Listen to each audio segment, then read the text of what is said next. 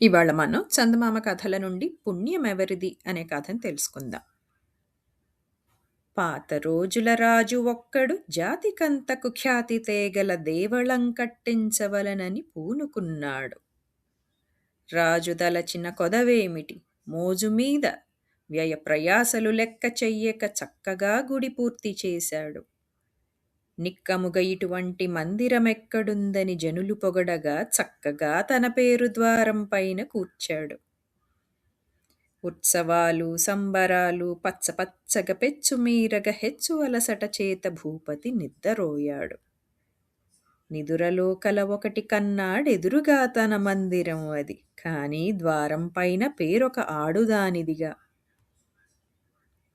రాజు అచ్చెరువొంది రెండవ రోజు భటులను రాజ్యమంతా వెదకి ఆవిడ ఎక్కడుందో తెండి అన్నాడు. భటులు కాటికి కాళ్లుగాచిన కటిక ముదుసలి పేదరాలిని ఒక్కతెను ఆ రాజు ముందుకు తోడి తెచ్చారు. మందిరం కట్టడానికి నీ 100 చేసిన సాయమేమిటి? ఎందుకో నీ పేరు ఉందని రాజు అడిగాడు.